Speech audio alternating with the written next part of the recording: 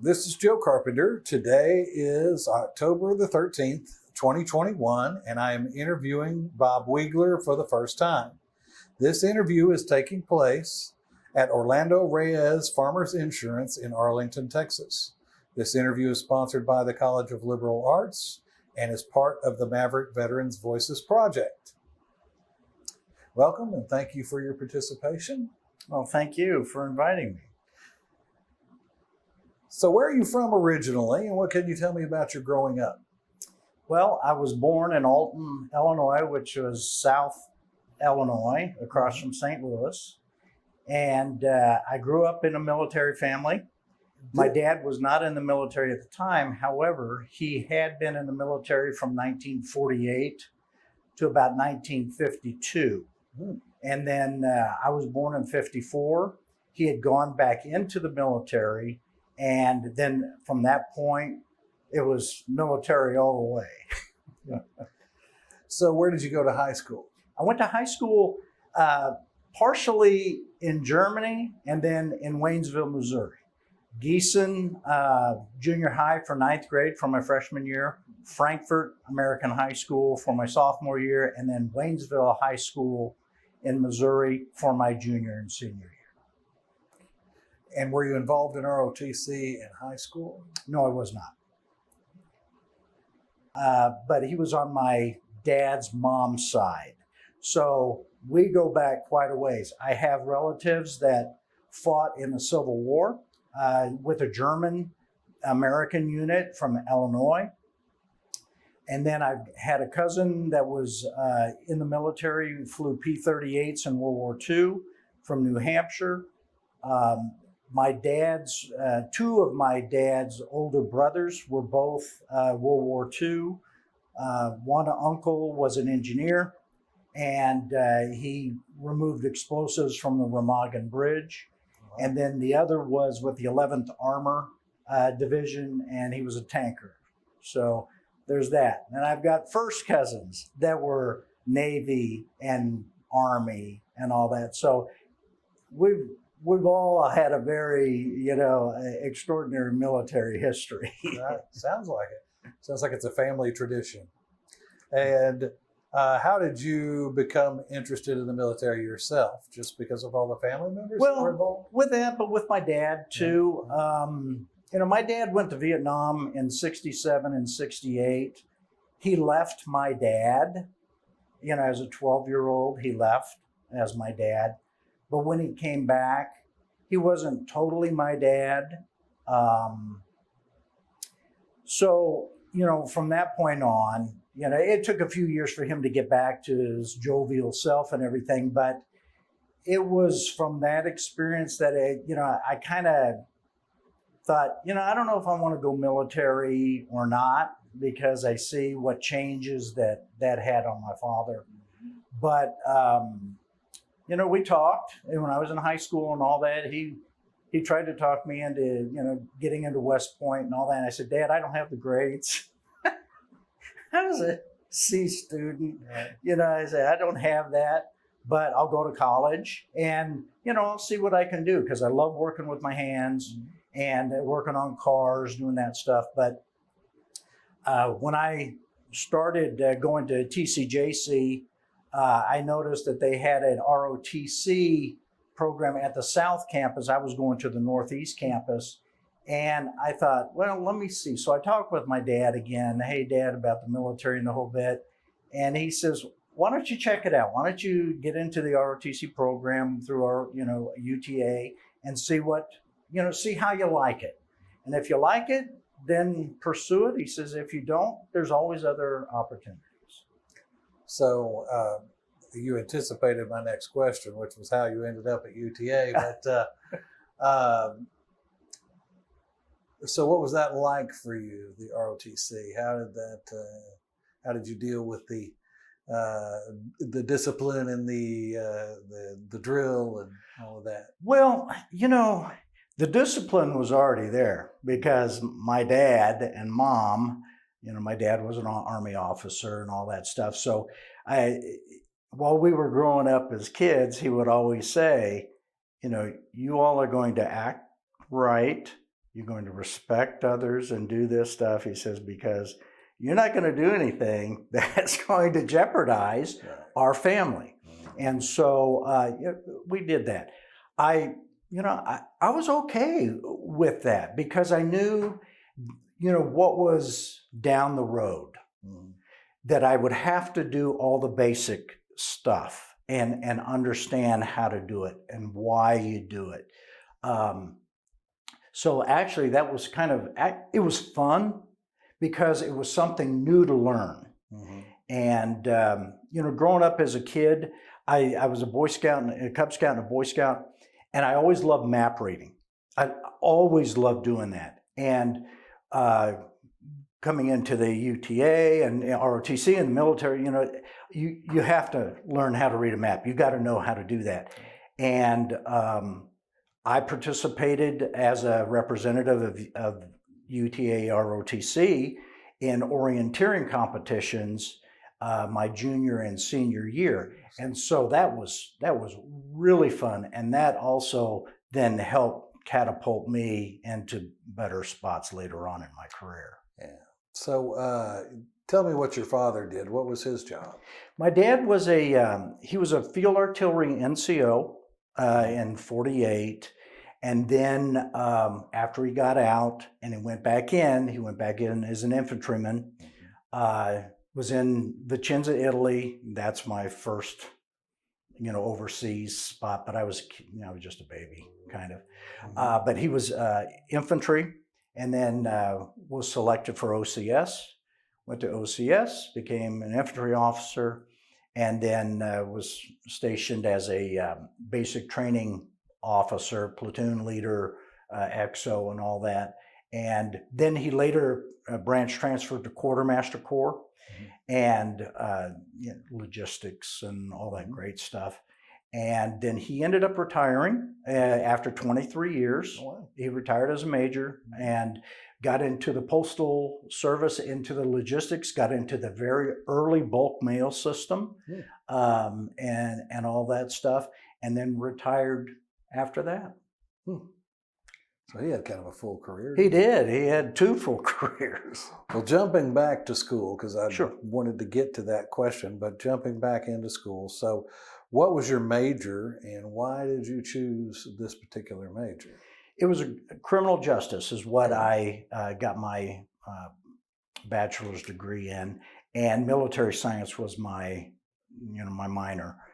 The reason why I got into that, I always wanted to be, when I was a younger kid, I was interested and liked what happened with my sister because I wanted to be a dentist. She had orthodontic stuff, and I didn't have the grades.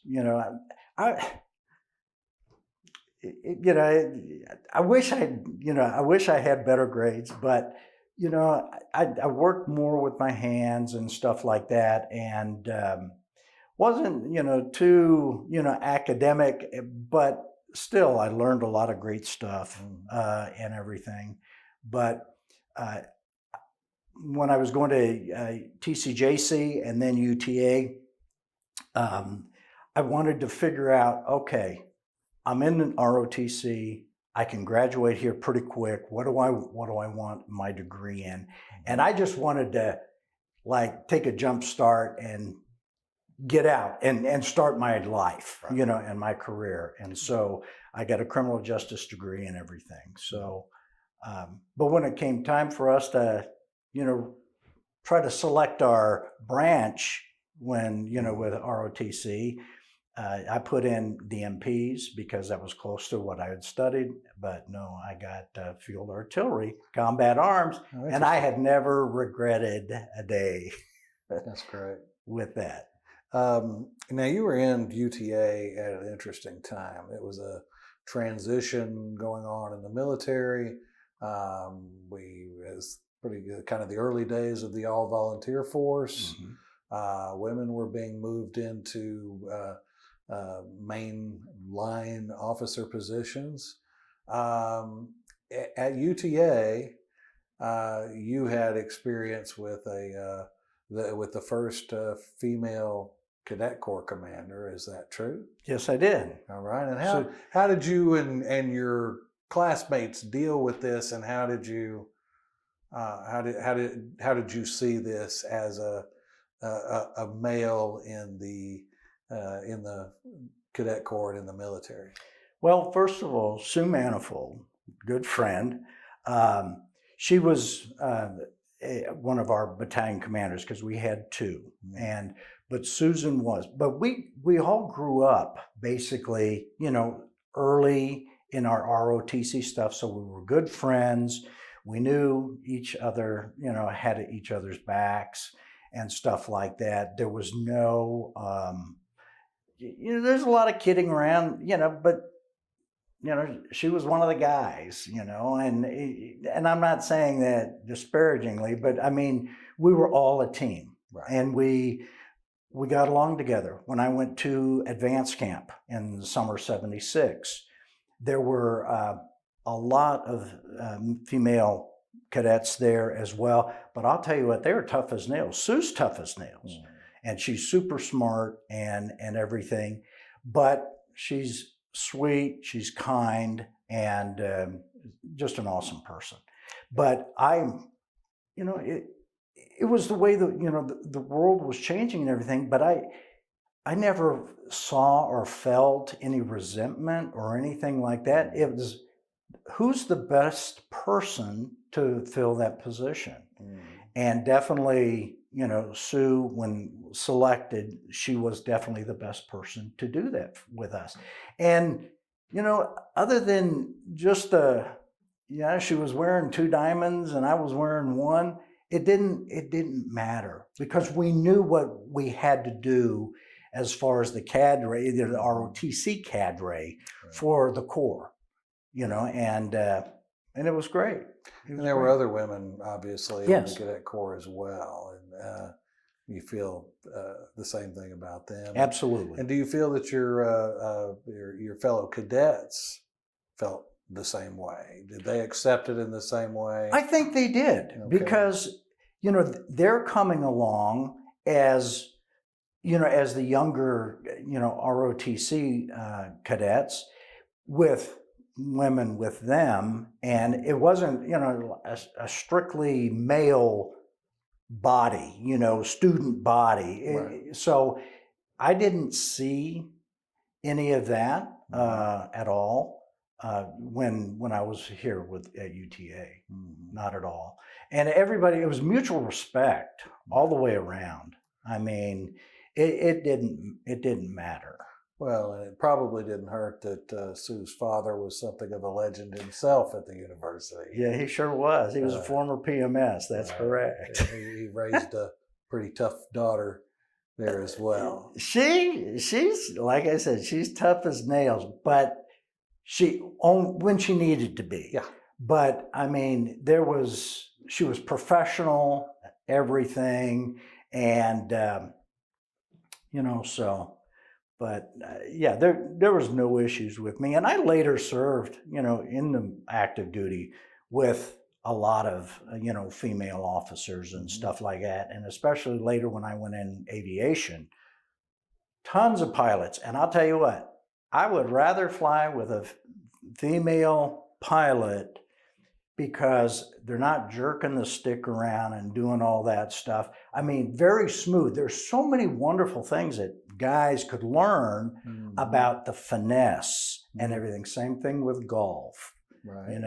I mean, you don't have to get up there and be a gorilla to hit the ball or to manhandle the helicopter. Right. It's very sensitive, very soft touches and stuff like that.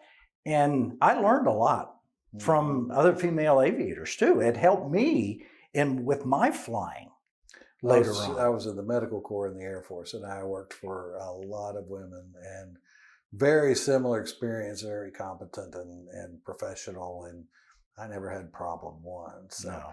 I can relate to what you're talking about. Was there anyone on the faculty who influenced you? There were a few, and I'll mention them. At the time, Major Andre, later became Colonel Andre. There was Captain Bob Schultz. He was an Army aviator that taught down at the South Campus at TCJC. Then Major Baxley, he was a field artillery officer. Captain Trimble was an ordnance officer.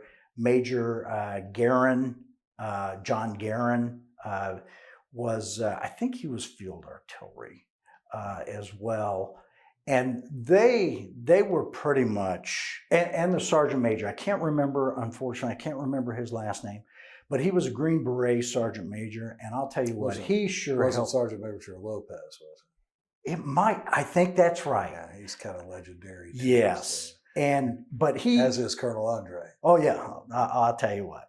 I was commissioned under Colonel Rebholz, but yeah, Colonel Andre was awesome. It was him, or actually Major Jones, that later became the PMS. It was my first PMS was Colonel Weems, and then Colonel Jones, and then Major Andre, and then Colonel Rebholz. So there were 4 PMSs here during the time I went in. And it was Major Jones or Colonel Jones that suggested, I get an ROTC, compete for an ROTC scholarship and all that, which I did. I got a 2-year, which was great. But all of them, they really helped and moved the ROTC in the direction that it was great, because we were, the all-volunteer Army at that point. We were receiving some Vietnam vets coming into the program, more women coming in. And so it really kind of made the the cohesiveness and everything of the ROTC a fun place to really be a part of. So, and what year did you graduate? I graduated in 1978. I was commissioned on 26 July of 78, and I went to my officer basic course at Fort Sill and started in October of 78. And you were active duty? I was. Your entire career? The entire 14 years active, and then I did 6 years individual ready reserve and reserve time. You mentioned that your branch and specialty was field artillery? Yes. And you moved into aviation after that, is that correct? I did. After about 3 years, then I took the flight test while I was at Fort Ord, California, and then got my flight class and went through in January about March of 82, and graduated in January of 83. And what were you flying at that time? I was flying the primary helicopter, like everybody around that time, was a TH-55, but I ended up flying, qualified with Hueys.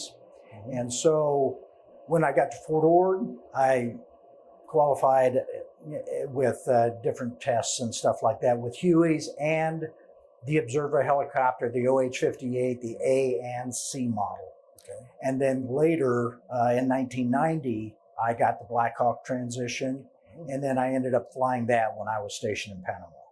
And so how long were you flying the Black Hawk then after? I flew the Black Hawk from 90 to about 98 when I ended up retiring. Okay. And how was your experience in training? You mentioned Fort Ord. What was that experience coming out of ROTC? You first went to artillery school, obviously. What was that like for you? Well, let me go back it up just a little bit for UTA, because there were 3 ROTC cadet mentors that I had. David Morgenthaler, he was the leader, the captain of the insurgent team. Okay. So that was a lot of field, a lot of tactics and things of that nature. I learned a lot of wonderful things from Mark Latham. Mark was one of our senior guys, and I believe it's Dwight Epler was another that I learned a lot of good things from in ROTC. And so with that, then transitioning over into the field artillery, I mean, it just made things easy. Like I was talking about my map reading. I loved going out camping, but reading maps and navigation and all that stuff. And being at Fort Sill, you have to read a map. You got to get the bullet on target. Right. Actually, the round on target. And my Marine cadre there at Fort Sill, he couldn't believe how well, and I pat myself on the back, but I mean, I did really well with that. And I got rounds on target real fast, a lot faster than a lot of the other newly commissioned second lieutenants that were there and everything. So I felt pretty good. And, I even offered, just some of the guys that did have some issues with, reading a map or a compass and all that. I would help them. And we would go out on weekends and do that. We'd go out, not into the impact area, but I mean, we'd go out to areas that we could and do that. And that helped them out quite a bit. But it also helped me when I became an aviator. You're doing 60 to 90 to 120 knots, and you've got to follow on your map where you're going. And if you don't know how to read a map, you're done. You just don't know where you are. Right. And everything. But when I got to SIL, they had what they called the FADAC machine. It was the fire direction computer. Mm-hmm. And it was antiquated. It was tube technology and all that stuff. Big old, boy, it was a lugging kind of a thing. And it was the first time I'd actually been on a computer other than a little TI calculator, But I learned a lot about that and how to do that, how to set up your plotting board and everything. So there was a lot of good hands-on stuff, which again, I love hands-on things. A lot of academic things I got to go over, quite a few times until I get it in my brain. Sure. On, okay, this is how that works and the whole bit. So, but it taught me a lot of good things, because here I'm planning to go to Germany. My orders were after OBC to go to Germany. And then I get called in and said, well, you're not going to Germany now, you're going to Korea. And I was a little kind of upset about that because I'd been planning on going to Germany. I'd lived over there in Germany or in Europe for 9 years by the time I was 18. So I was looking forward to it. I could speak German and all that stuff. But going to Korea and it's like, hey guys, I don't know if do I want to go to Korea? Because 2 years before was the axe incident there in Panmunjom, where 2 officers were killed. They were axed to death. Oh, wow. And I'm thinking, oh my gosh, what's gonna happen? But I'll tell you what, that was great. The training at Fort Sill was great. Mm-hmm. It made me a better field artillery officer. And not even to mention, which I will later, I hope, the NCOs that taught me when I got to Korea. Right. They taught me what I needed to do. Yeah. And two, a Sergeant Richmond and a Sergeant Blackman. Sergeant Richmond was my fist sergeant, and Sergeant Blackman was my fire direction NCO. And then later when I got to Fort Ord, it was Sergeant Gary Feldman. And I'll tell you what, I couldn't have asked for 3 better NCOs. I mean, I knew how to take care of people, but they taught me how to really take care of people. And that's the key. You've got to definitely, take care of your folks. Right. And, it's the fundamental.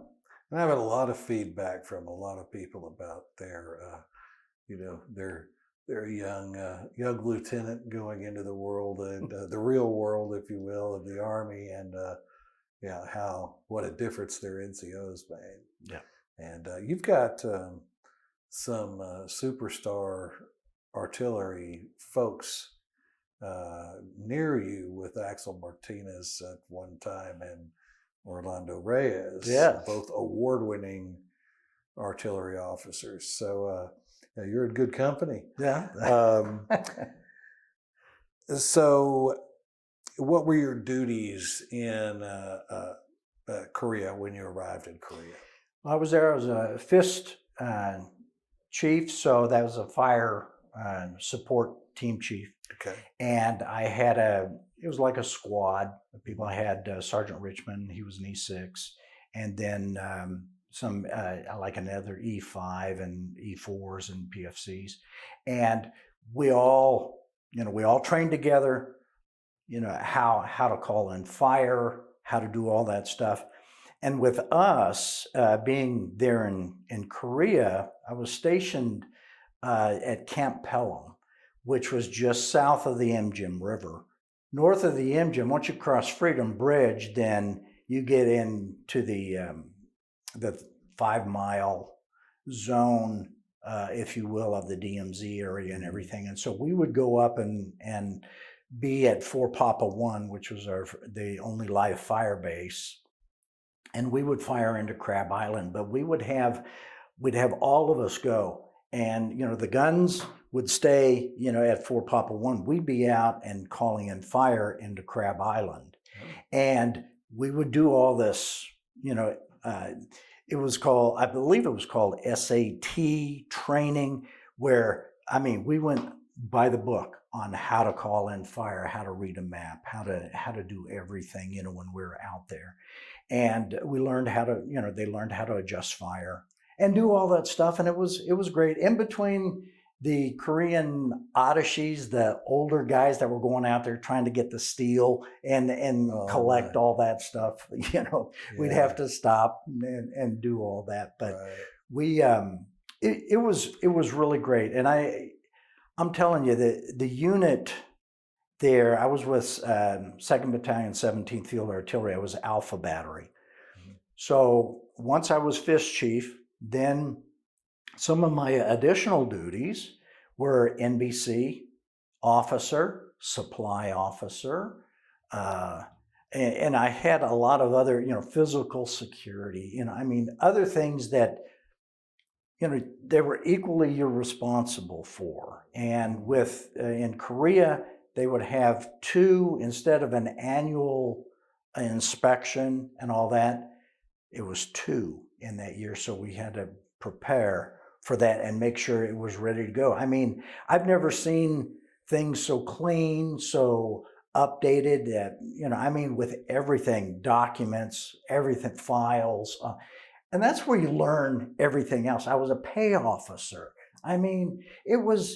There were so many additional things to do as a second lieutenant. You were busy all the time. Yeah. And, gosh, you just do them and you learn new things too. Right.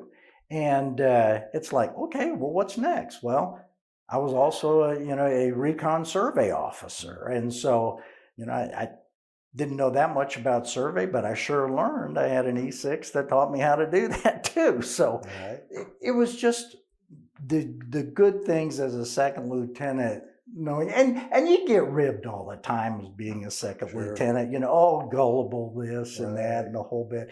And you play around with them. But what was cool is that you could kind of have fun, but when the rubber hit the road, you knew that everything was right back to as it should. Mm-hmm. And that was pretty much experienced after President Park was assassinated in October. Mm. And so we went north of the river, and we were in our, what we call DIP, die in place positions, just in case the North were to come across. And there was a lot of indications there were. Mm-hmm. but also with that and being up at the GP Collier, Guard Post Collier, and then the post there at Olet, where North Korea is right there. I mean, you learn and you get that think war deal that General Kingston started there with the 2nd Infantry Division. Mm-hmm. And it made you really have your head in the game there.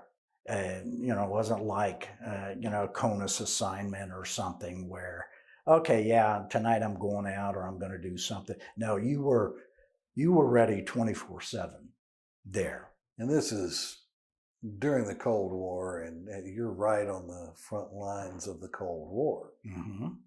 And so I imagine that was pretty daunting. It was.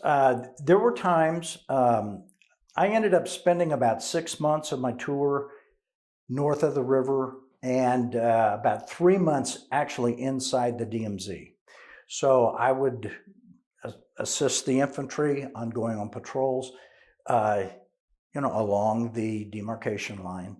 And we would have 2 guns that were always hot to follow us. They kept track of us while we were going in case we needed illumination or anything like that. And there was, there were infiltrators. There was one young soldier that was found, he had been killed on our side. But it appears he may have fallen asleep on guard duty and all that from what they could tell. But it was real live stuff. When I flew into Korea at Kempo, and my dad told me, because he was stationed there in 60 and 61, and he says, you just keep your head with you. But when I landed at Kempo and I'm looking outside the window and I see machine gun or air defense positions, a few hundred, yards up and down the runway, I knew, okay, this is real stuff. Yeah. This is real stuff. And General Kingston would, when we were assigned to 2nd Infantry Division, he would meet with all his officers and senior NCOs that came into the division. And he was a veteran of the Korean War and took control or command of a company that had been, number one, untrained, out of shape, that, they were National Guard Reserve units and were sent to Japan to be sent over there. And he lost a lot of people. And he swore that if he was ever in a command position like that, to make a difference. So he came out with these think war signs instead of, the keep off the grass signs that used to be on military. I would see that because I grew up, on military installation, but it wasn't that. It was think war. Yeah. And he would come out, him and the division sergeant major would come out on our 25-mile road marches, on our 5 to 10 mile runs and all that stuff. And that's the kind of leader. Yeah. That's the kind of guy. You go, I'm following him. Yeah. Not somebody that sits back in a desk and, an armchair quarterback kind of a thing. And then, and that's not disparaging anybody. However, if you're there and the threat is there, North Korea, they're not a paper tiger. Right. Those guys are tough. Mm-hmm. And when we went into Panmunjom inside, we were able to go in and just walk around the building and everything where they talked armistice stuff and the whole bit. Those North Koreans were looking in the windows, and I'm telling you, they had the look that, not the 1,000-yard stare that our Vietnam vets or World War II vets had and stuff. They had the stare. That they wanted to just reach in and just grab your throat and kill you. That's the kind of look. Yeah. And if that's them, we needed to be definitely on our game over there. Right. And we were. Mm-hmm. Did you receive any sort of cultural training before you went to Korea, or any language training? No, We got a little bit there. Plus, when if you had to pull courtesy patrol or something, you would learn a little there. You know, go in, maybe order, kimchi, bulgogi, and stuff like that. But it was very, very little for me.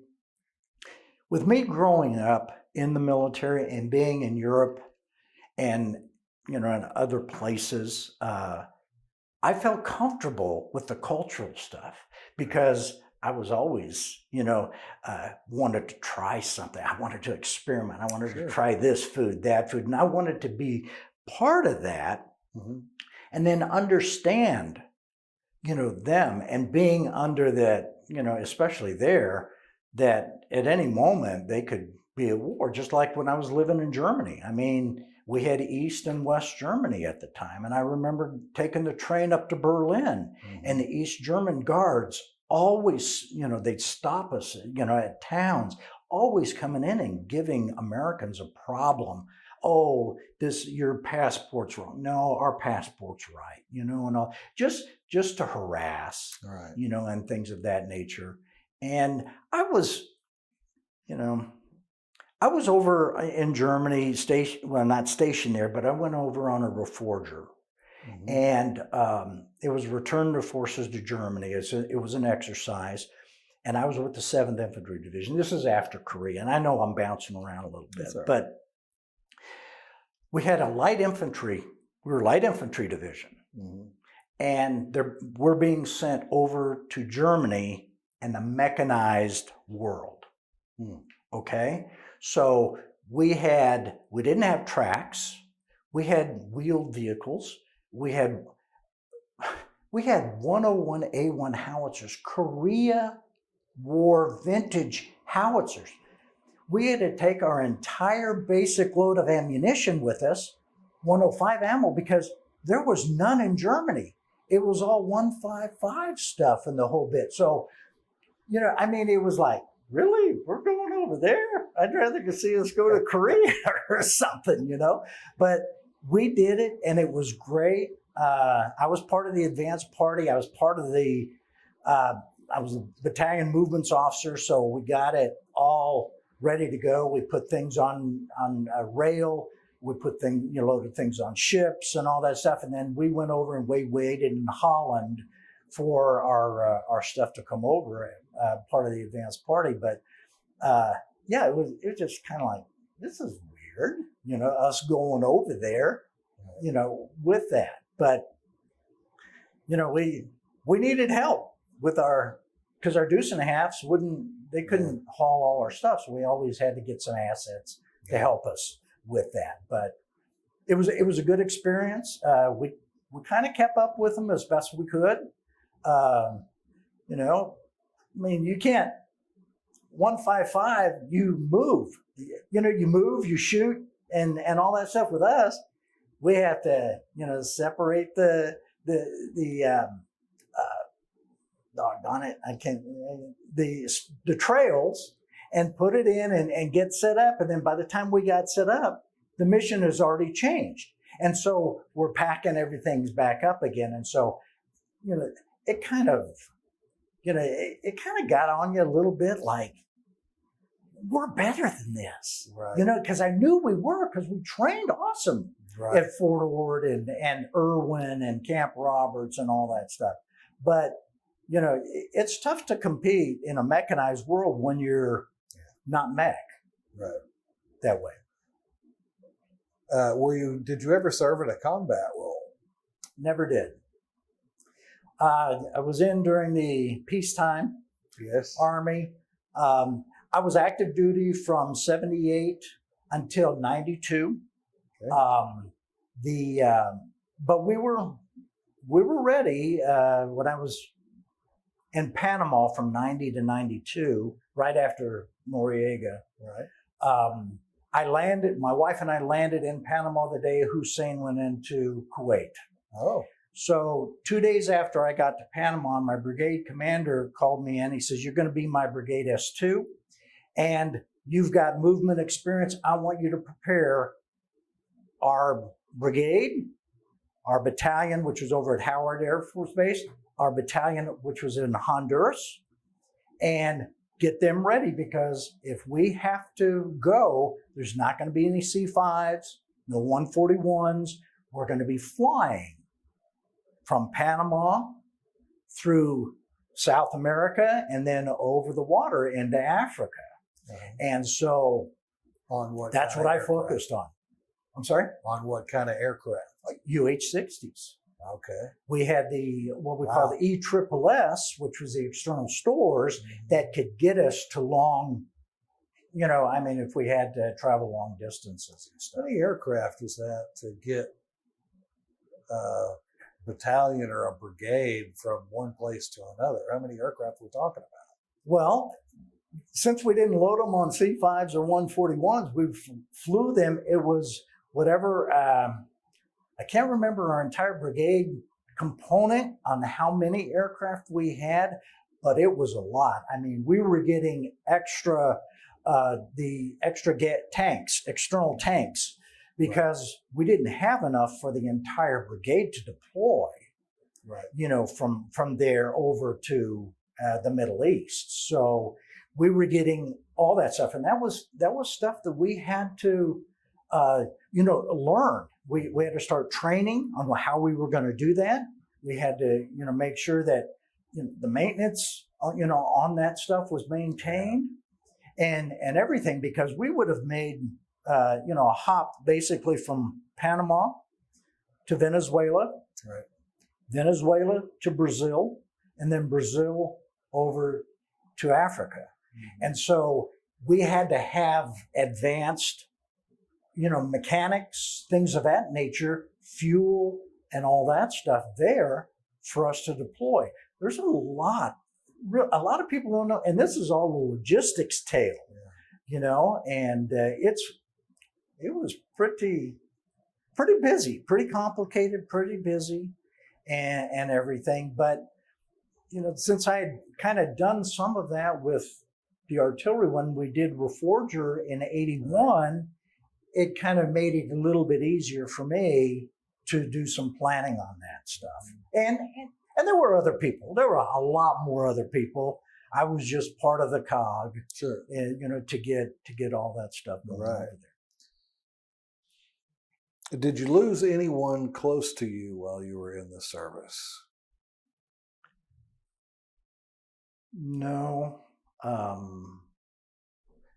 But there was one new officer that came to Korea, and he took my position, and that's when I became the fire direction officer and all that. We were getting ready to go to deploy north, going across the river, Jim River, and all that stuff, and there was a maintenance problem on the 113 that we've had our fist in, that I had ridden in many, many times and was in the commander's hatch and all that stuff many times with 50 cal and all that other stuff. He was in that position and all that, and one of the pins happened to just break free or something, and so it's going, the 113 is going straight, and then all of a sudden takes a 90-degree angle and goes down an embankment, and this 50 cal hits him in the face and hurts him, just really hurt. And they sent him to Seoul and then sent him over to Japan, and we never saw him again. But as far as there was one suicide when I was commander at Fort Sill, later at the artillery board. I was a fairly new commander at the time, so I really didn't know the soldier that well, but there was that. I did have to, and again, I'm bouncing around. That's fine. But I did, as a lieutenant, when I got to Fort Ord, there was a congressional inquiry that came to Duvardy Division Artillery and then came down to our battalion. Well, guess what? All the new guys, guess what? You get you get all these great duties. Right. So I get this congressional, and it's basically a family that's from California whose son was killed over in Germany, and they're having trouble and issues with getting him back to the States, personal effects and all that stuff. Right. Well, guess who was the congressman? It was Leon Panetta. Oh. And I had a face-to-face with him. Mm-hmm. And then it was like, I just want you to know, I know you're a first lieutenant, but I just want you to know that if you need anything, I don't care what you need. If you need anything, he says, there will be generals there will be colonels there will be whatever to give you whatever you need. And if you don't get it, you call me. And I would have to make a weekly phone call to him to let him know what was going on. Wow. And that was a very, I'd never done anything like that before. And that was very, it wasn't eerie, but it was like, oh my gosh. But yeah, we ended up, I ended up bringing him back home, and the family and the whole bit. Of course, they wanted to know what happened, and you can't tell them.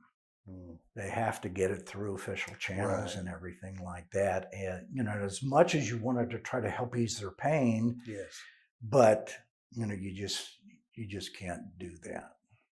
So, but, if we ever, if we talk about what I did after the military later on, that comes up. Okay, good, because I did lose a couple of my guys that I trained on the police department to gunfire. Okay. And stuff. So. Yes. Well, we will talk about that and other things. Mm-hmm. So in each one of these places, you were in Korea for how long? 13 months. And Germany for how long? Well, it was just the deployment. Germany? It was I think 2.5, 3 months for that deployment. In Panama? Panama, 2 years. Two of the best, probably one of the best years. Even though I love Fort Ord, California, but Panama was beautiful. Mm-hmm. Yeah, I've heard a lot of good things about the situation in Panama during that time was positive. And what challenges did you face in being away from home? Were you married at this time? No, I was single. Okay, you're single I was single.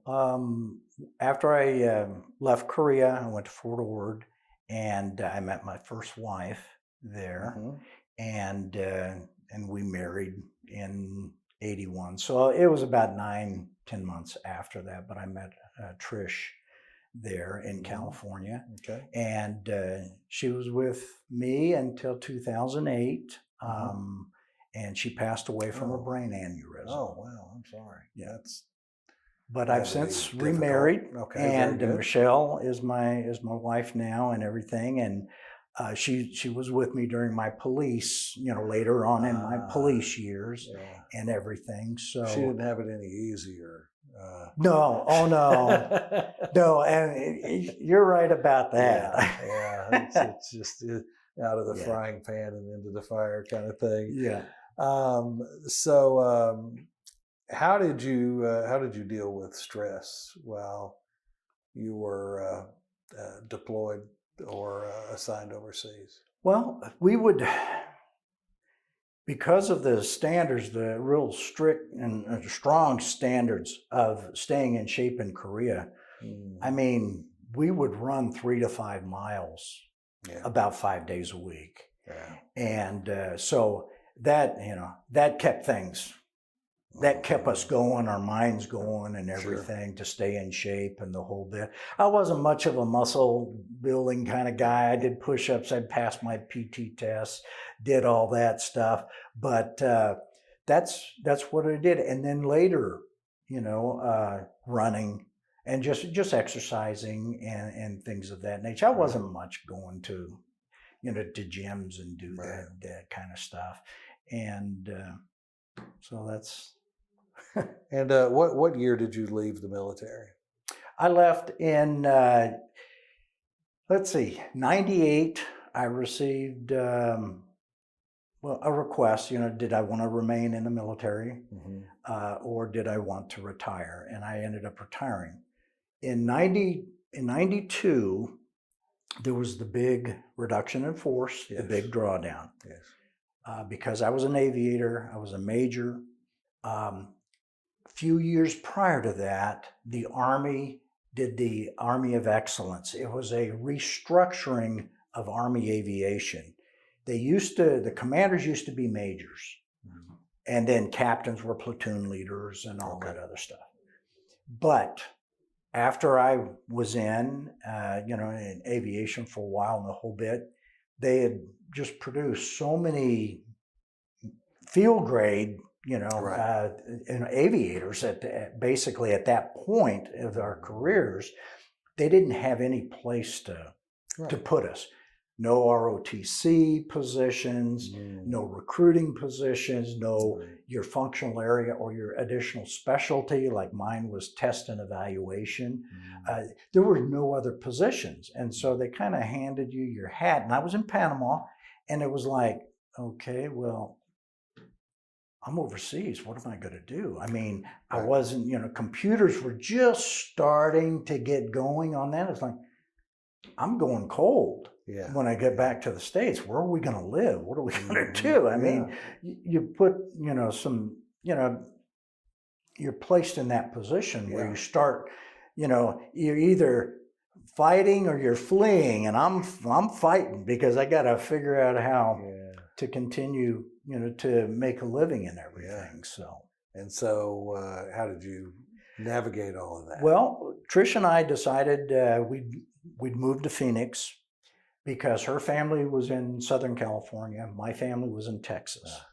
And we thought, the midway point is probably a good thing because they have to call before they come over and visit. Yes, absolutely.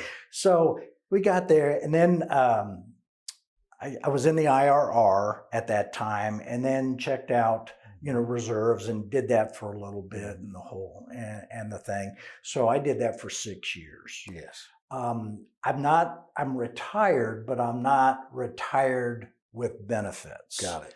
So I'm not getting any retirement pay or anything like that. But I am retired. I have my permanent ID card, so I can get into military installations and do all that stuff. But when they asked me, and I got a call in 94. I got a call from Washington saying, hey, we realize we've made a mistake. We need to bring back some of you aviators. And it was like, okay, well, good. That's pretty good because, I was being considered below the zone for lieutenant colonel. Oh. And then the major at the other end of the line said, oh no, you'd be coming in as a warrant officer too. Now, there's nothing wrong with a warrant officer too. I worked hard to make major, and I wanted to make colonel. I wanted to go full bull and everything. Yes. But when I was handed my hat in Panama, like many thousands were, it left a little bit of a sour taste. Yes, I can imagine.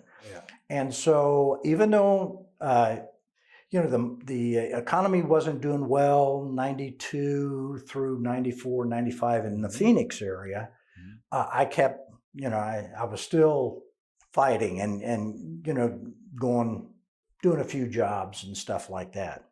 But, he says, no, you can do that. And I said, you're going to have to give me some time. I got to talk to Trish and all that stuff. Right. We talked about it. She says, look, that's what happened. Let's just, you're doing your IRR stuff. You're doing some reserve stuff here. Maybe you'll make lieutenant colonel and all that other stuff. Right. And it was like, okay. So I called him back and says, no, I'm not going to do that. I'm not going to come back in as a CW2, Right. even though I know if I make CW3 in 6 years, then I can retire as a major. I understand that. But I decided to make that sacrifice and not do that. Then, but later, I was thinking, you know, I should have gone back in. But I was in love with my wife that I was not going to do, I'm not, my wife, my life's the my family. Yeah. And I decided to make that choice. And I still stand by that, even though I think back, but I made the right decision. Sure. To do that, even though, it kind of put me back away, a time because I was making good money in the Army and everything. And the civilian side wasn't paying really all that great and everything. So it was like, okay, forget that. Yeah. So. Yeah. I think a lot of us, though, have looked back and had maybe had an opportunity to go back in, and maybe we should have, and so it's I can understand that.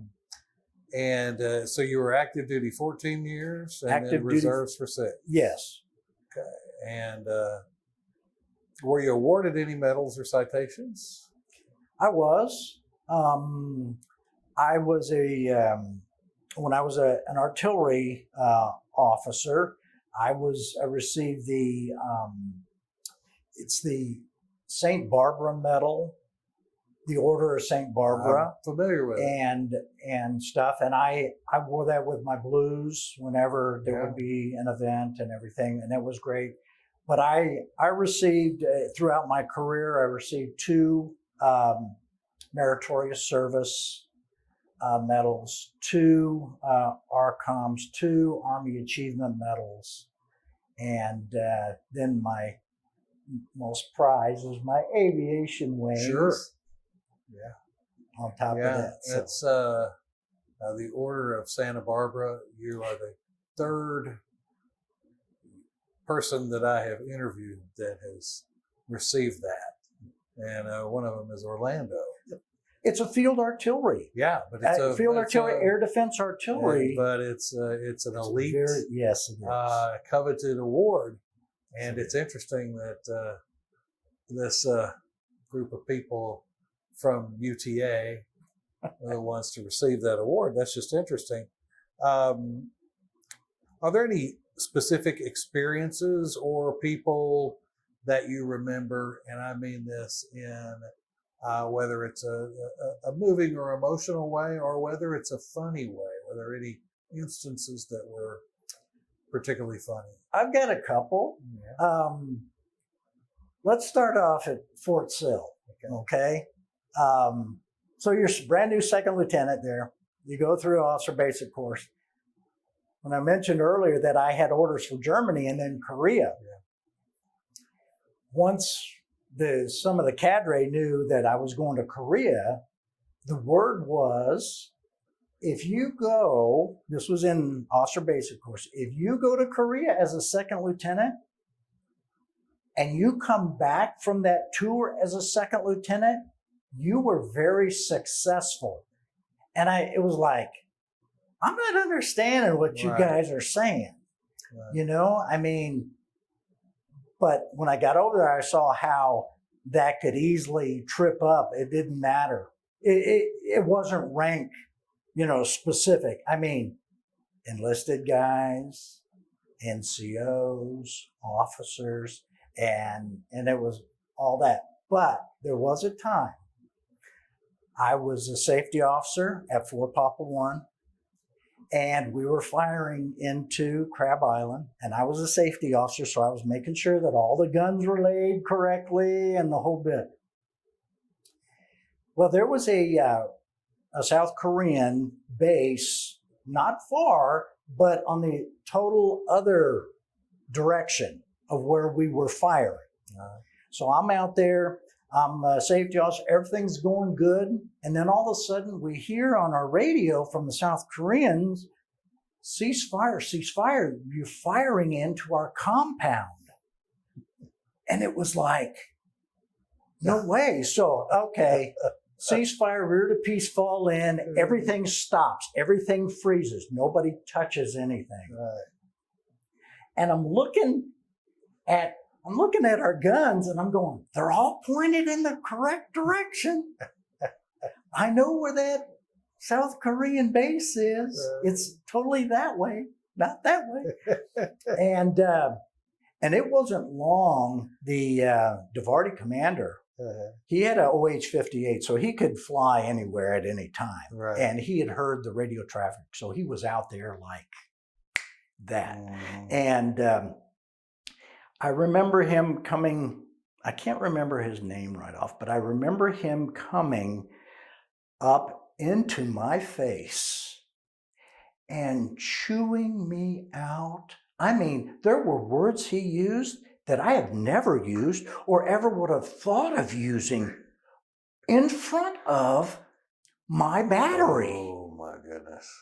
And I'm trying to explain, he wants an answer and I'm trying to explain to him, and he keeps, and I'm thinking, here's that second lieutenant moment that they were talking about in Korea. Right.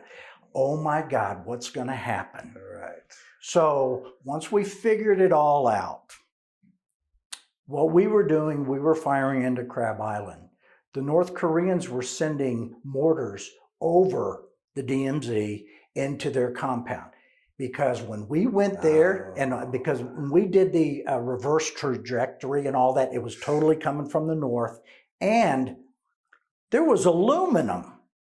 We have steel. Right. And we tried to tell the Davarti commander that. He didn't want to hear it. He never came back and apologized and all that. Mm-hmm. So my battery commander pointed to 3 of us second lieutenants, and he said, by the way, that the Davarti commander treated me and the other officers and our battery there, you're going to Camp Stanley and you're going to steal his colors.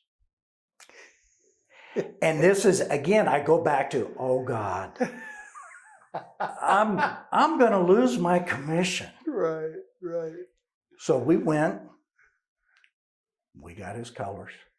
And then on his farewell, when he left, we presented him with his colors. That's a funny anecdote that way. Yeah. But it just kind of. And when you're 20, how did he receive that? Well, you could see he was embarrassed. Uh-huh. But I mean, because there was a lot of, my colors were stolen. You guys, whoever took them, better return them. It was that kind of a, sure. That demeanor yes. was like. And so when it was time for his farewell, we were there, yes. and we presented his colors yes. to him. And you could see he was kind of probably PO'd a little bit, but I think he was more embarrassed because it was done in a public forum. Unlike what he did with us in a public space, right. not pulling you aside like a leader does, right. and talking with you. Right. So, was I a little, snobby about doing that or being part of that? And I just felt, it's like karma. Sure. And you don't treat people that way. That's exactly You don't treat right. people that way. That's and right. going back to Sergeant Richmond, Sergeant Blackman, Sergeant Feldbush, I never ever heard them yell or chastise or do anything to a soldier in their command, in their purview. If they had something, they would pull them aside and talk. And even then, no voices were raised or anything. And that's leadership. Yeah. And that's where that is. I do want to mention a traumatic thing that I witnessed when I was 12. And we were in Fort Knox, Kentucky. And there was this was in, I think, May of '67 before my dad went to Vietnam. And it was a firepower demonstration. There were tanks, there was all kinds of stuff. There were helicopters and everything. But we're sitting in the grandstand, and I can only recall this in slow motion. I cannot recall it in real time. I mean, I just saw what I saw, and it has stayed with me. But there was kind of like a midair. The rotors hit two Hueys, and they each had a full complement of troops on each side in each aircraft. And they hit, there was an explosion, there were people jumping out. They were probably maybe a couple 100 feet up in the air and all this stuff. And I just remember that, but that never stopped me from wanting to be an aviator, you know. But it was something that has been with me and is still slow motion. Yeah. It never is like a regular dream or anything like that. It just stays. It's a traumatic memory. Yeah. And at 12, because I'm just in shock. I'm just looking at this and watching this, and everybody running out, you know, especially all the military guys that were in the stands running out trying to help what was going on. But there's debris and helicopters falling from the air and everything. And it's like, man, those guys. But that was pretty traumatic as a kid. But again, it never stopped me from wanting, you know, to be a helicopter pilot. I've always wanted to do that, especially when my dad was stationed here at the depot on Felix and Hemphill down there. We lived there in the early '60s during the Cuban Missile Crisis and stuff. And I remember just laying out there on the hill and watching the helicopters from Bell come over. They put them on the rails and they'd send them because they were on their way to Vietnam and stuff. And then, of course, you know, the Cuban Missile Crisis, I'd see the B-58 Hustlers and the B-52s all circling. Didn't know really how close to war and stuff like that, you know. It's a pretty powerful memory. You know, because we would practice the duck and cover under our desks and all that, as if that was going to really do anything later when you understand about nukes and stuff. It's like, that isn't going to help. Yeah. But anyway. That's not going to help much. But it made you feel better. Right. Made you feel One like other little story. Yeah, go ahead. While in flight school, I had one of my instructor pilots was a major. He had been riffed. And so he came back in as a warrant, but this was in the 70s, you know, right after Vietnam. And so he was a CW3, and we flew up to Benning. And we would do that all the time because, you know, Ranger candidates and all that stuff, they needed to be taken down to the Florida phase and all that stuff. So what he would do, and what I would have once, he did it the first time, and then I did it the second time, we would get candy and cookies and everything. So when we would go up there and pick up these Rangers, they're poor skinny guys. You know, they looked hungry. You know, so we would say, "Okay, hey guys, are you hungry for anything? Yeah, what you got?" And then there was this box of stuff. Take whatever you want, and they were so happy about that. Then we'd ask them, "Hey, do you want us to just fly straight and level, or do you want us to do kind of like nap of the earth stuff?" "Yeah, do that. Are you sure? Okay." And we did that, and that was so much fun. Yeah. I mean, I think that really made them not think of Ranger school or Ranger training, and just kind of like, oh, wow, this is so cool. We get to go for a helicopter ride or something like that. But that's a pretty nice thing to do. I loved doing that. Yeah. I really did. And so you did that for 14 years, retired a major. And then you went into the civilian world.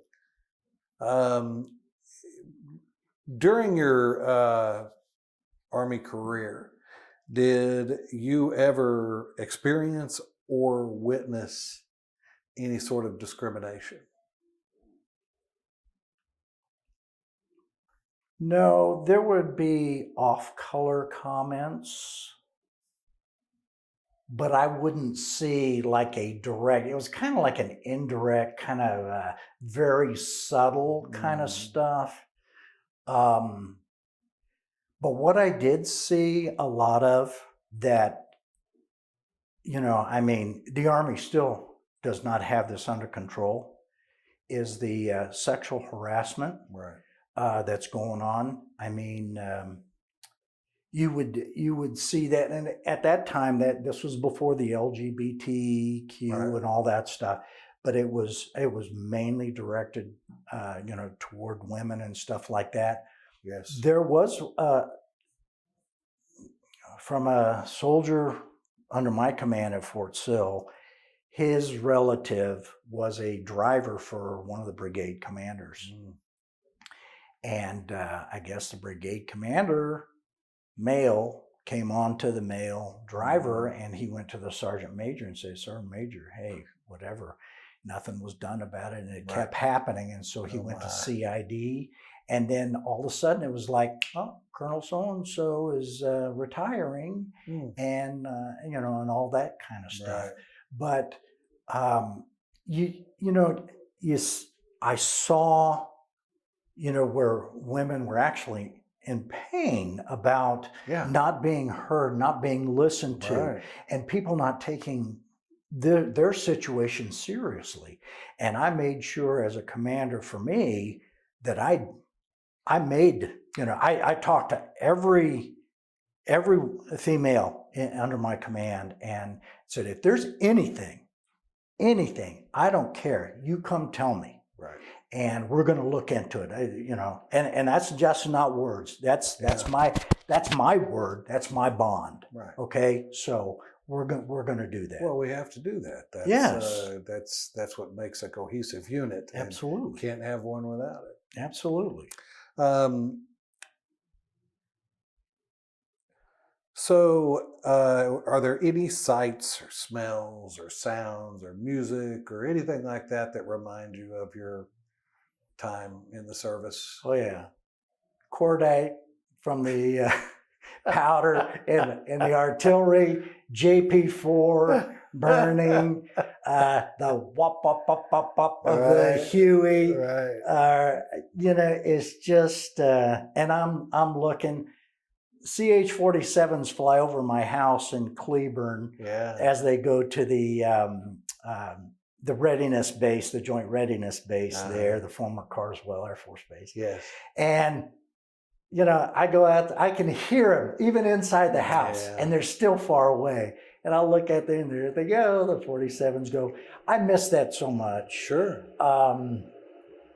It's until you've actually flown, whether it's, if you've got your own private pilot's license or whatever, the feeling of freedom and being out there and flying and just enjoying, that is just awesome. And when I was doing solo in flight school, it was so nice that I did solo. Almost didn't, but I did. But once you pass that, then you got to fly to whatever airfield or stage field you wanted to, as long as you did your flight plan and all that. It was so much fun. Plus, just knowing what you've accomplished, because the collective, the cyclic, the anti-torque pedals. It is not easy to control three things to keep that helicopter going in a straight and level direction. Right. And stuff. But yes, the sounds, the smells. When I go to air shows and stuff like that, I can walk by and I can smell that magnesium and that metal and all that. Just real, it's just pops right back in my head, like I'm right back there in the seat. I can understand that. Do you remain in contact with anyone with whom you served? I do. Okay. I do. Anybody special? Or anybody? I mean, they're all special, but anybody in particular? Well, my good friend Lee Sadler, he lives in Allen, just north. Lee was ROTC with me here at UTA. We were also roomies at the dorm there at UTA and everything. With him, and then some other guys from Korea through Facebook and all that other stuff. But it's only been recently. With Lee, it's been the whole time. But the other guys have been just recently, because when I was on the police department, I wasn't on any social media and all that stuff because of fears that if you use your phone for an investigation, it becomes evidence. Yes. And it's none of the prosecutor's business or the defense attorney's business of who I call, when I called my wife the last time, or anything like that. Right. So, it was kind of silent for a long time with me and other. But since then, John Oddie lives in Hawaii. Jose Arroyo lives in Hawaii. Bruce Belt lives in Florida. I mean, I got a lot of friends, that are other places too. So. And are you involved in any veterans organizations? I'm not that way, but as a director with the Sons of Liberty Museum, I am in face-to-face contact with the Medal of Honor Society, with the VFW, the American Legion, independent school districts, anything like that, because we're a museum and we've got so much to offer and so much history that we're saving, and we tell that history. And I want to get to that. Okay. But we're early. Oh, okay. Sure. Because I want you to be able to talk about that at the end, because I find that very interesting. And what I also want you to be thinking about in the back of your head is some of your more interesting pieces. Okay. So you mentioned a couple to me, and I'd like you to talk about them. So you already mentioned what you did after you left the military. Tell me how you became a police officer. Well, in '96, because I was with the IRR/Reserve, it was frustrating trying to find something steady, a good steady job and everything. And so I talked to Trish about, hey, hon, I can make a really good living here. It's a little dangerous, but I can do that. But if I ever needed any help, I know that I could call the cavalry and all those guys would be there. Right. So I got on the police department at 42. Most everybody in my class was 21. Oh, okay. So I was the old man of the group. Yeah. Hey, Pappy. But I outran them. I outdid physical fitness than them because of my military. Right. And that's what was cool. So I got on with the police department in '96. I ended up retiring in 2017. I was a patrol officer for 10 years. I was a detective for 11 years. As a patrol officer, of those 10, 7 of them, I was a field training officer. Okay. I trained 55 men and women that came out of the academy. So there's like 55 of them, even though some of them have since retired or whatever. But they're little Bob Weiglers out there in the police department. Just kidding. Yeah. But I understand. Because I did training in the Army and everything, it was just perfect for me. And showing and just seeing the light go on when, above their head when they finally figure it out. Right. And, you kind of let them go solo and all that stuff. So. Yeah, that's got to be a difficult thing to be a new police officer, especially in, the last 20 years. And so having a good field trainer is critical for that. So I'm sure that they appreciated the leadership skills that you learned in the Army. And I still get calls, believe it or That's not, great. even retired, being retired 4 years, I still get calls from some of my folks because I specialized in identity theft, credit card fraud, forgery, embezzlements, Okay. white collar crime, Right. elder abuse, things of that nature. And so they usually call me and say, hey, I've checked ops and everything, our operations orders and everything, but I still have a question about this, or can I, what about this angle or whatever on how to, go forward with the case or how to submit the case for charging or whatever. Right. And it's good to talk with them, but I know they're during their shift, so it's a hi bye. Hey, I'll be in touch later. But it's nice to still have folks give you a call and respect you to that point. That they can say, Bob's going to give me the right answer. I was nicknamed Filebox Bob. And all that stuff because I had all my files. I was there. Yeah. I knew ops orders and stuff like that. And so they'd come to me and it'd be like, have you checked ops? Have you checked ops?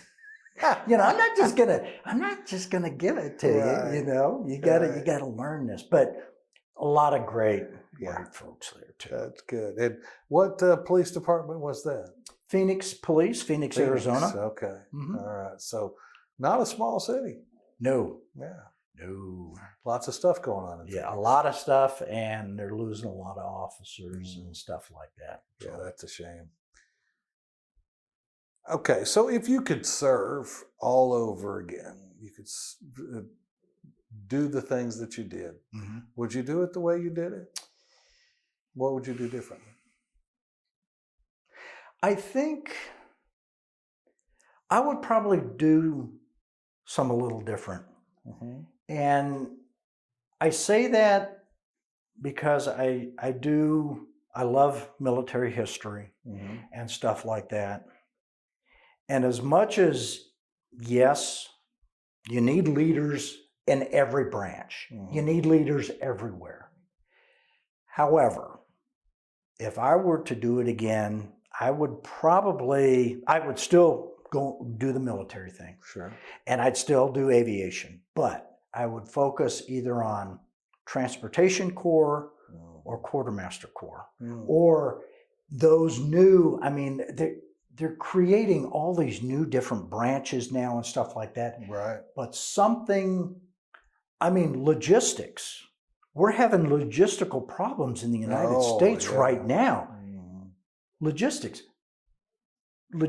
is huge in World War II, huge in Korea, huge in Vietnam.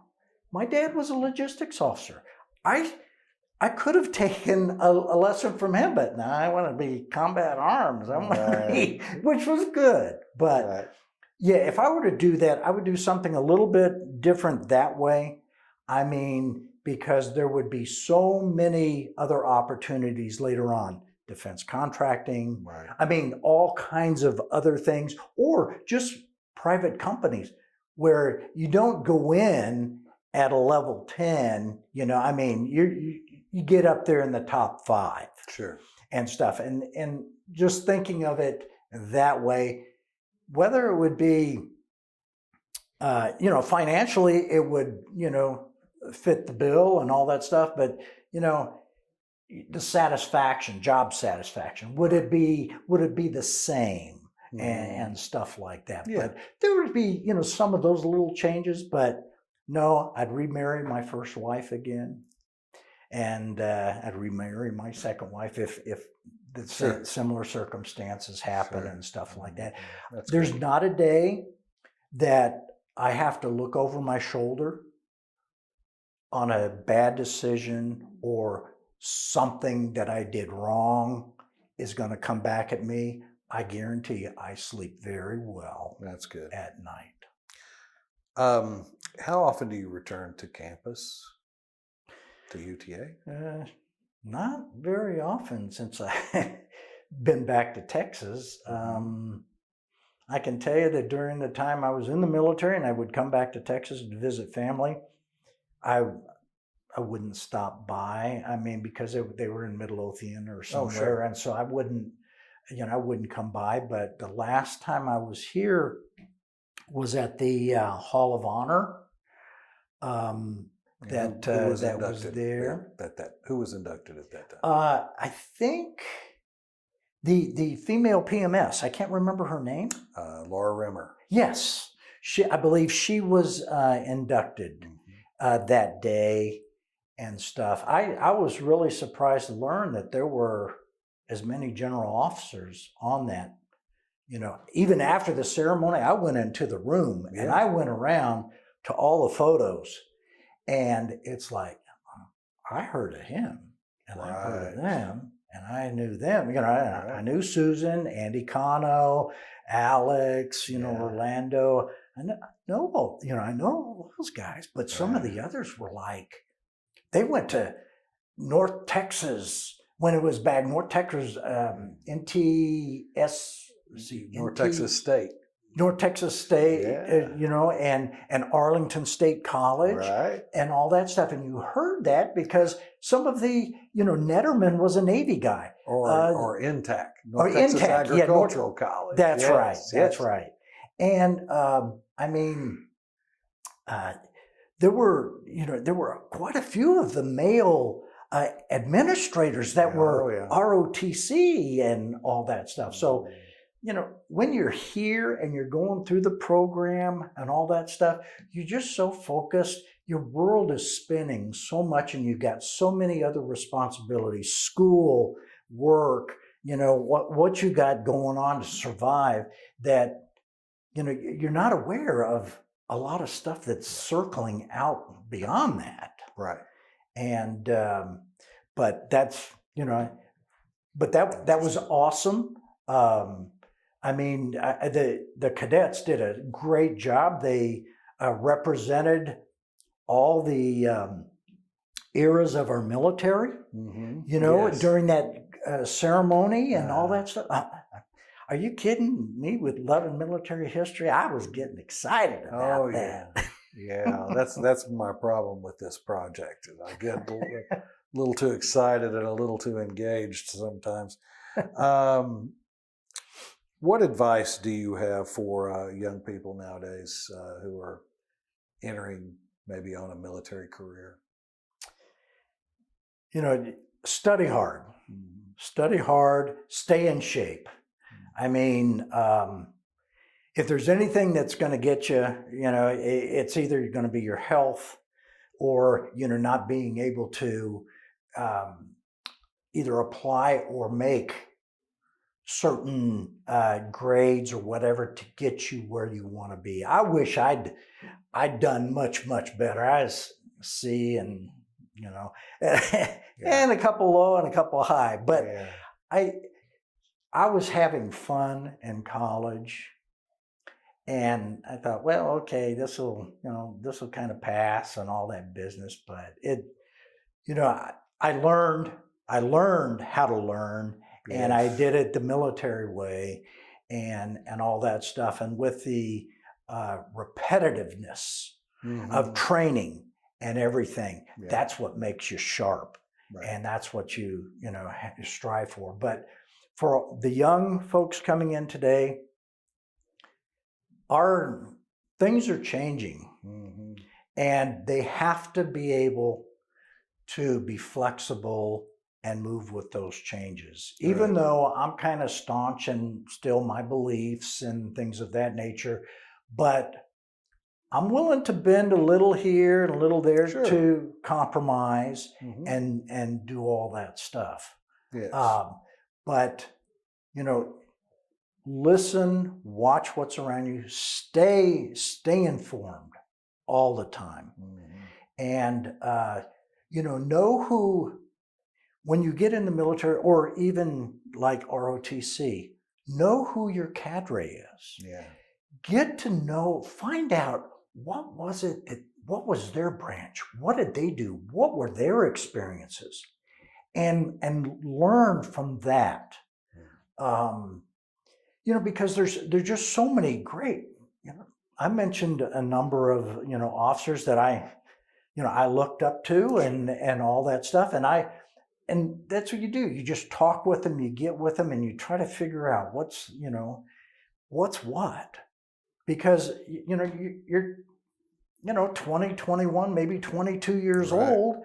And if you haven't flipped any burgers by the time you got there or whatever, you're going to be kind of in space wondering Right. what the heck is going on. So you gotta just grab it and then, go for it and be goal oriented.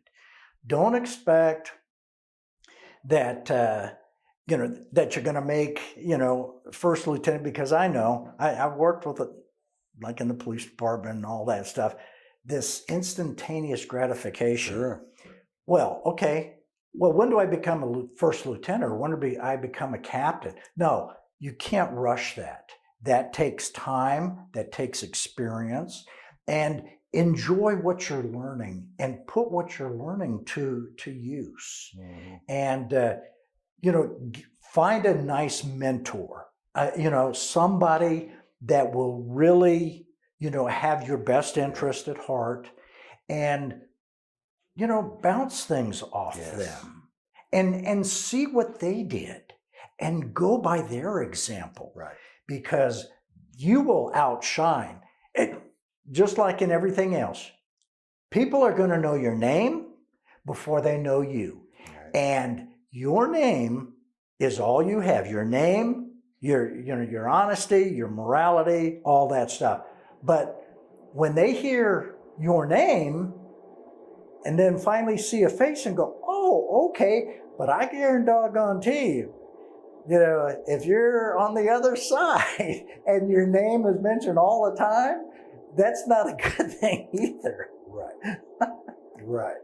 So now you have taken on, I assume in your retirement, you have taken on a very interesting project, a project that certainly is of great interest to me and probably other military historians as well. Tell me a little bit about how you got into the museum business, and tell me a little bit about your particular museum, because it's pretty unique. It is. It's very unique. Me growing up in the military, I've always loved collecting things. Right. And I don't think there's not a military brat, and I'll use that term, and that's affectionately, that there's something that we, when you go to a different culture, there's something that you collect and all that stuff. For me, it started, with my dad being in the military, but between 64 and 66, living in Zweibrücken, Germany, and going down to Hitler's house, right, and Berchtesgaden, and, right, here and there, and, a camp, right, and yes, all that stuff. I mean, you tend to learn things real quick, and you start understanding what's going on. So basically, I've been collecting for that long, and it might be another story, but when we were at Berchtesgaden, we were at the General Walker Hotel. It doesn't exist anymore. They tore it down, and which was sad, because it was used as the mountains behind were used as a part of the skiing when you go into Garmisch and Berchtesgaden and all that stuff. Well, my dad had been in the occupation of Germany back, between 48 and 52. And so he was telling me about where we were, and then, Hitler's house and all this other stuff. So I just went strolling around in the woods behind the General Walker Hotel. I come upon basically it's just the foundation of this huge complex, and it's where Bormann and shoot, I'm trying to think of his name, the SS, the aviator. Aviator. Well, yeah, Himmler and Goering, okay, and all sure, that. I mean, the whole inner circle. Sure. Okay. And I was just kind of walking around, and I stubbed my toe on something. And I looked down, and it was metal, and I wondered what it was. So I started scratching around. It's a bust, a bronze bust of Hitler. Really? Yeah. Wow. And I found it near the corner of where Borman's, his quarters or his was. So I took a corner brick but I was scared. I was scared because I was like 10. Right. And I'm looking around thinking, is someone watching me? You know, I was afraid I was going to get in trouble because my dad said, Nazi stuff in Germany now, no, you can go to jail, you can all kinds of stuff. So I ran up to the hotel and told my dad, I said, Dad, you're not going to believe. He said, why are you out of breath? I said, you're not going to believe what I found. And I showed him. He says, where did you get that? And I said, you know, back behind the General Walker Hotel. He says, take me. So I took him. And then he started telling me about all the other structures that were there, because he was there when some of the walls still existed and all that during the occupation. So he did that. But anyway, so I've been collecting for a while, not as huge or as big, but I, would collect. My youngest brother, Jason, he started collecting.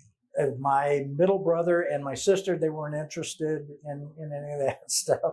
But Jason and I were, and Dad. So we would always go do military stuff and the whole bit. Well, Jason and a friend of ours decided to create a museum. Jason, for like 15 years at Will Rogers Coliseum, he would host a militaria show.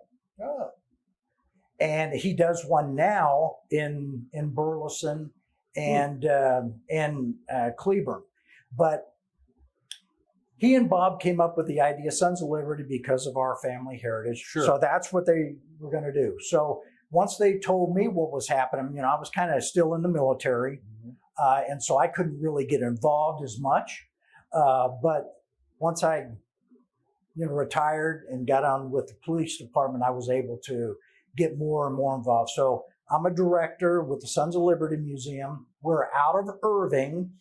We don't have a brick and mortar place. We're a traveling museum, but we provide so many exhibits. We have so many artifacts. We've got close to 2,000 uniforms, of which 1,400 to 1,500 are named. We tell the history. We don't tell the history about George Patton and Bradley. People know about that. Sure. We tell the history about the privates, about the technical sergeants. We tell the guys that were facing those German tanks or facing the Japanese or the Vietnamese or whatever. We tell it from their story. And we have found so many things. We do private purchase. We do, we receive donations, uniforms, as well as monetary donations to help keep us going. But we go to garage sales. We go to estate sales. Yeah, it's amazing. We go to other auctions and stuff of what's there and what people don't know. And what breaks my heart is that they're selling and they're throwing away their family's history. Right. And it's just an honor for us to say, okay, you don't want to do that. Let us, please let us be the caretakers now. And we will, we'll take it out, we'll show, we'll display them, we'll do all that. And it just gives me joy. Yes. To do that. And I just, when you come upon an item like my brother did, there was a uniform that was tossed in the trash. Matter of fact, it was a couple times that this has happened with us. And, do you have any military? Yeah, we just threw it over there in the trash. So Jason went over, he went through the trash, and the guy's got a troop carrier patch on his Ike jacket. Well, we didn't know too much about it. It was named and all that, but from the information, some of the information we got in the trash, we ended up finding out that this pilot flew every drop other than North Africa. He did Sicily. He dropped Italy. He dropped southern France because the 36th and the 45th and all those guys were there. He dropped Normandy. He dropped Holland. He dropped Varsity, which was into Germany when they dropped the 17th Airborne in there. And then he was in the Pacific and dropped supplies there.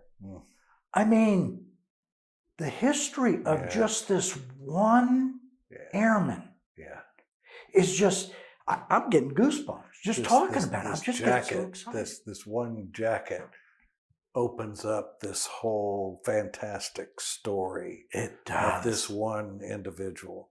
It does. Now, I'd asked you, I briefly mentioned this question, but tell me about 2 or 3 of your most prized pieces. Okay.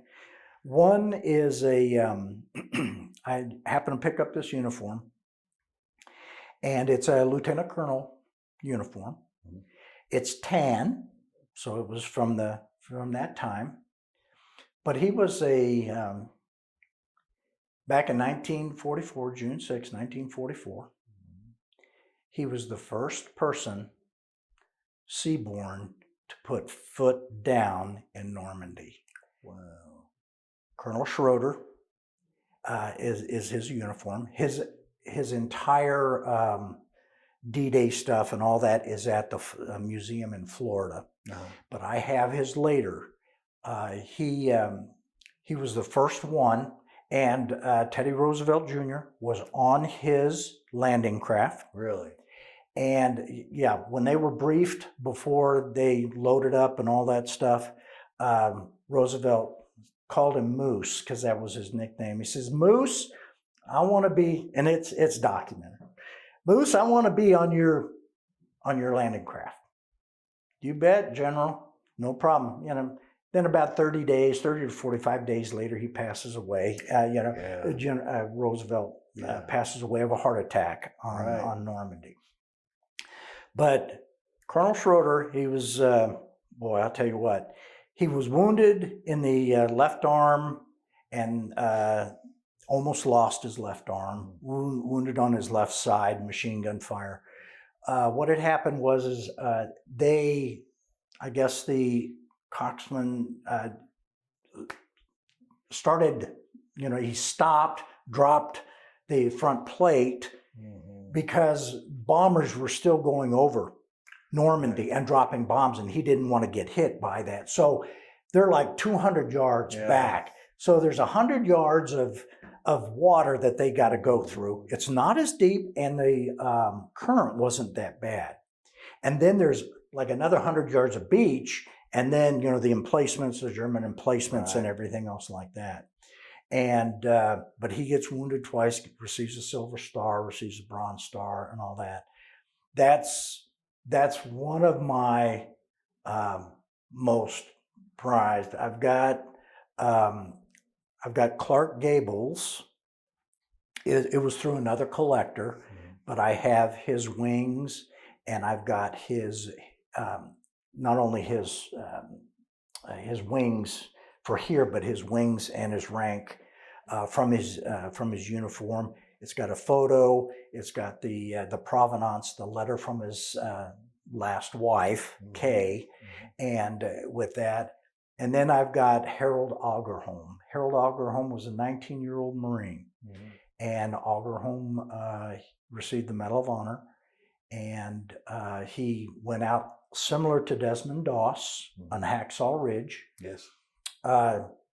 He was an artilleryman, and they said, "We need someone to go out and help rescue Marines." So he volunteered.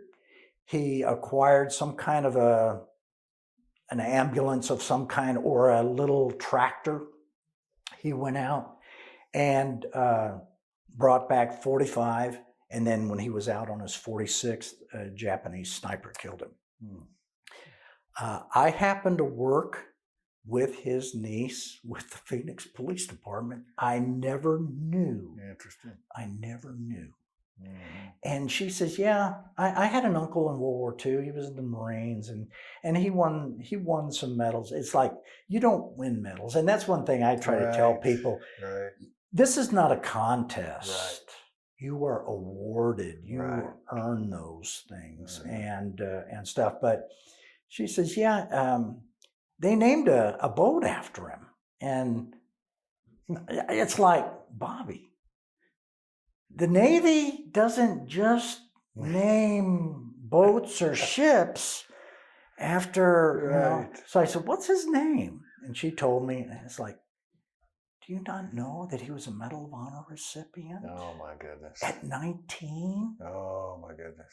And she says, you know, we've had our family is kind of, you know, they're not really all that close, and they didn't really, you know, and it's like, I'm so sorry to, you know, for that, for your family and all that, and for your uncle and the whole bit. But yeah, that's, and we've got one other, Jason has it, it's Audie Murphy's Ike jacket. And it's from all the research we've done, the family members that we've contacted and all that stuff, and from the photos, this is his one and only Ike jacket. He wore 4-pocket tunics for other things, but this is his only Ike jacket, and we have that. We don't have his Medal of Honor, and I don't have Harold's Medal of Honor. That's up in Wisconsin in a museum up there. But it's just phenomenal. We set up we were invited by Dwayne Burns to come down and set up in the Rotunda in Austin. Oh, nice. We did that for 3 days, and we showcased Audie Murphy's. And I'll tell you what, between Audie Murphy's thing and Clark Gable's, the picture that I have of him and all that stuff, people, they wanted their pictures taken with all that stuff, which is so cool. Because they've heard the stories, they heard about these heroes and how great they are. But I'll tell you, this is, you know, if I don't do anything else, if I just continue to focus, you know, with this museum and all that, and I don't know if we're ever going to get a brick and mortar place, but our heart is to show and to share and to reignite the wonderful history of our nation and of our military. And we're not just Army collectors. We collect it all. All 5 services. You know, people only think Army, Air Force, Navy, Marine. No, hey, don't forget those Coast Guardsmen out there. Those guys are equally, you know, need to be represented as well. And so we do that. We have merchant marine stuff too, because those poor guys, you know, when they were taking over those Liberty ships and they were being sunk by the German U-boats and stuff. But those are a couple of things. And we've got a website, and we ask people to go to that and everything. What's the website? It's the Sons of Liberty Museum. I think it's .org or something like that. I've got it, but I know what for some reason. But I wanted to ask you because I was going to give you an opportunity to give it a plug. Oh, well, thank you. No, thank you. I feel embarrassed now because I don't remember that right off. When I go ahead and advertise it or send it, it's in there, and I just started with my phone, and it just pops up. It's Sons of Liberty Museum.org. Okay, very good. And I'll cut out all the rest of that, and you'll say Sons of Liberty Museum.org. And it'll be like, you're a genius. Just make sure. All right. Well, I just want to say that thank you for your time. Thank you for your service. Thank you for agreeing to participate in Maverick Veterans Voices. It's a wonderful program, well supported by the university, and it's people like you that are filling out this collection. and helping us do exactly what you want to do, and that is remembering the people who served and the difference that they've made in this country. So thank you. Well, no, thank you for giving me the opportunity to share. And I'm so thankful that UTA is doing this. I really am. I mean, I think there's even some UTA, well, before it became UTA, they were graduates of this institution that are Medal of Honor recipients here and are heroes. Yes. And they need to be recognized, and we need to Absolutely. talk about this. Yes. Because this is what keeps our country strong. So, but I want to thank you for giving me the opportunity to come, because and you probably don't know, I like to talk, I like to tell stories and stuff. So you know, but it's nice to share it Yes. and to archive it Yes. and everything, because it's just one perspective out of many. But when you put it all together, you're going to see a lot of similarities. There are a number of them. And so, All right. again, thank you. I Thank appreciate you. it. All right.